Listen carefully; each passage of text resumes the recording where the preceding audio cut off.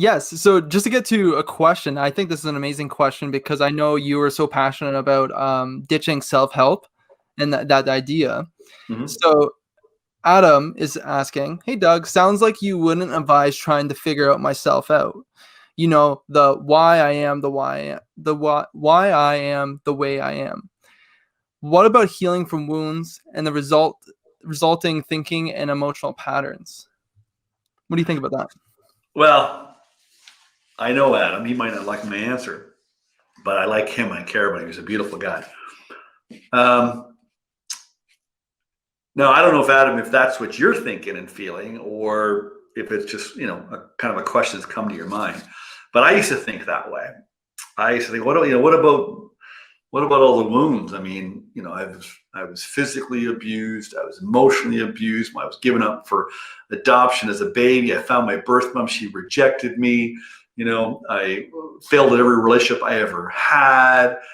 Sexually abused. Dot dot dot dot dot dot dot. And I was locked into all this emotion around my wounds, and I used that for a long time to excuse in a way my behavior and my own lack of achievement.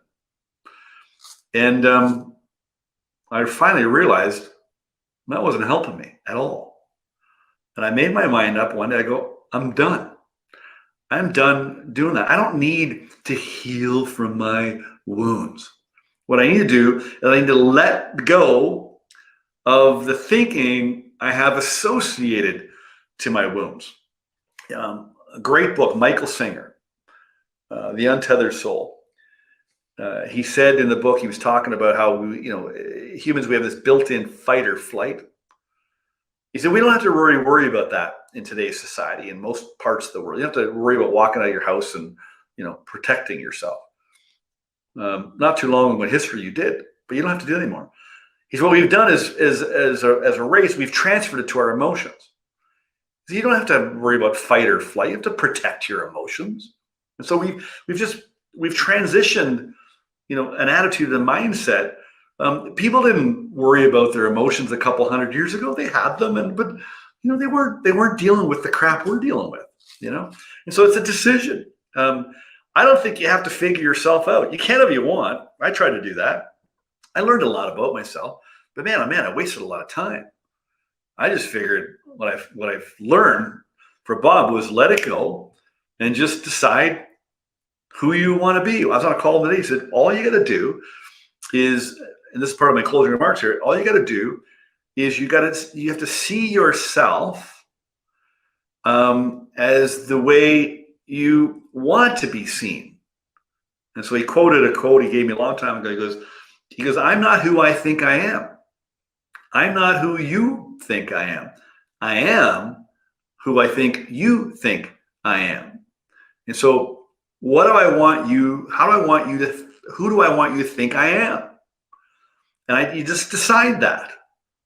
And then the same way your self-image was formed, that you inherited, and then you took it over and you make shit up like this. And not that you're making it up. I mean, it's real for Adam, obviously.